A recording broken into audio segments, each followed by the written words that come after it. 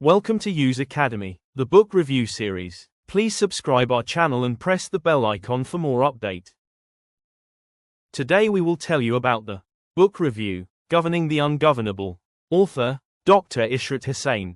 Published by Oxford University Press, 2017, pages 368. Genre, political economy, public policy, governance. Introduction. Governing the Ungovernable is a seminal work by Dr. Ishrat Husain, one of Pakistan's most prominent economists and policymakers. The book offers a deep, critical, and solution-oriented exploration of Pakistan's persistent governance crisis. With decades of experience as the governor of the State Bank of Pakistan and advisor to various governments, Husain presents a reformist vision rooted in institutional restructuring and democratic accountability.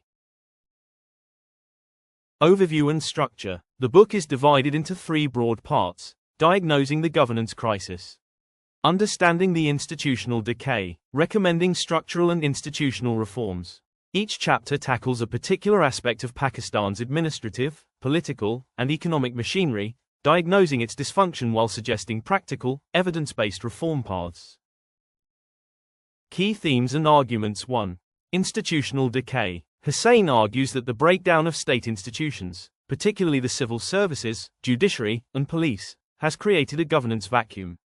This deterioration is traced to politicization, lack of meritocracy, and ad hocism. 2. Civil service reform. A central theme is the collapse of the civil services' capacity and credibility.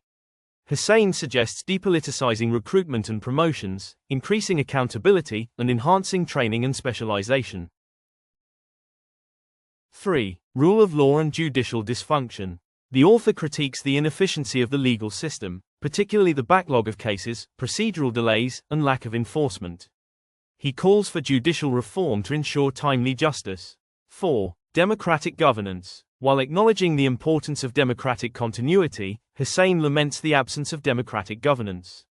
He differentiates between electoral democracy and participatory, transparent decision-making, proposing decentralization and strengthened local government systems. 5. Public sector management. The book condemns bureaucratic inertia and rent-seeking in public enterprises. Husain proposes privatization, autonomy for state-owned enterprises, SOEs, and performance-based incentives. 6. Economic management. Though not primarily an economic text, it emphasizes that poor governance undermines economic potential. Issues like tax evasion, corruption, and policy inconsistency are highlighted as major drags on growth.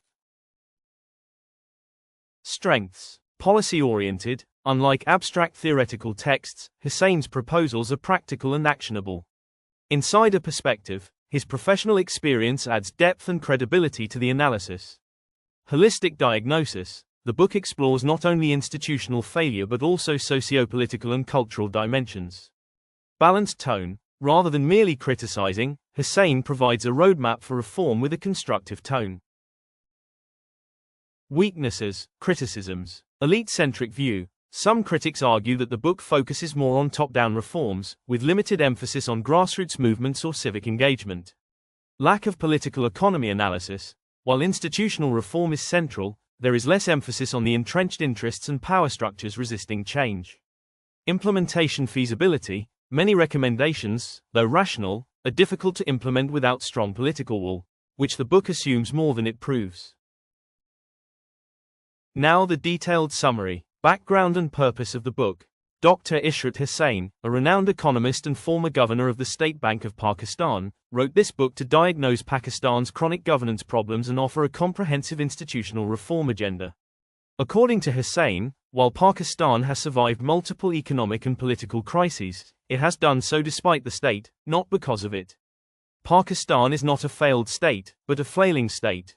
His thesis is clear: weak institutions, not lack of resources, are the fundamental cause of poor governance in Pakistan. Part 1. Understanding the Governance Crisis. Ch. 1 Introduction. A flailing state.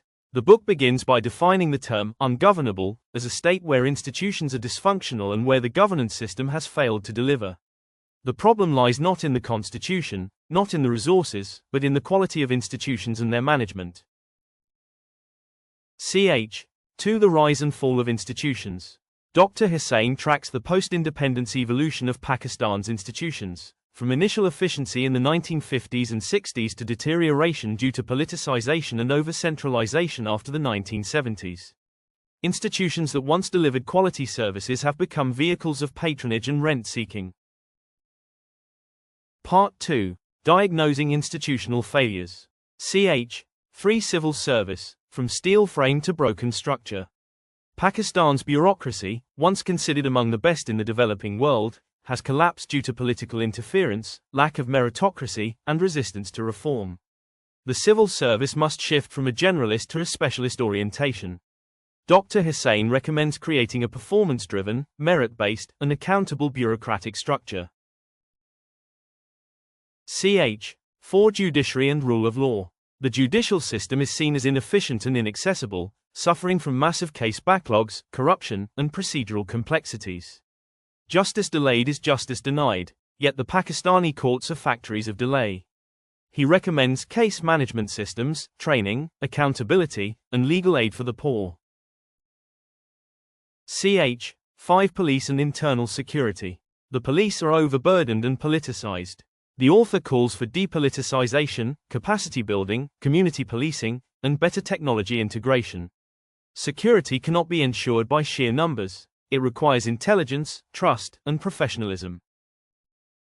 Ch. 6. Public enterprises, loss-making leviathans. State-owned enterprises, SOEs, like Peer and Pakistan steel mills are inefficient and a major burden on the public exchequer. Taxpayers continue to pay the price for inefficiency and corruption in public enterprises. Dr. Husain suggests autonomy, independent boards, and selective privatization. Part 3. Pathways to reform. Ch. 7. Democratic governance and local government. He emphasizes that democracy is not just elections, but effective local governance. True democracy begins at the grassroots. Local governments must be empowered with finances, authority, and accountability mechanisms.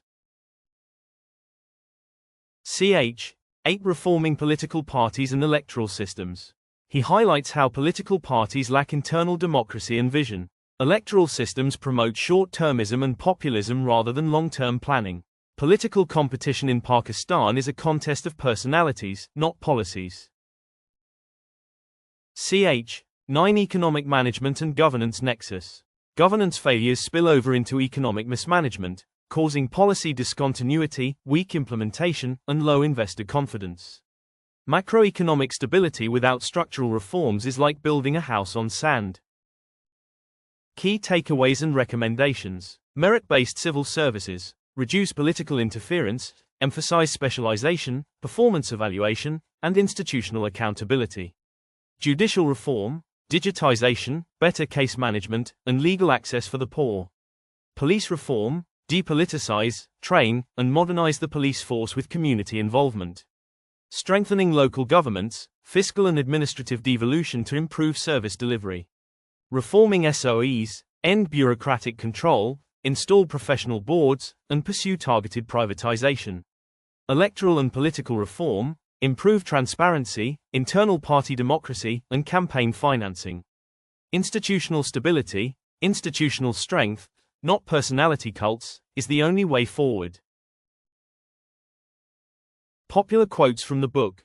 Pakistan's problem is not the absence of laws or policies, but the lack of implementation. Without strong institutions, democracy becomes a shell, not a system. A weak state does not necessarily mean a poor state, it means a state that cannot perform its basic functions effectively. The cost of poor governance is not just economic, it's moral, social, and human.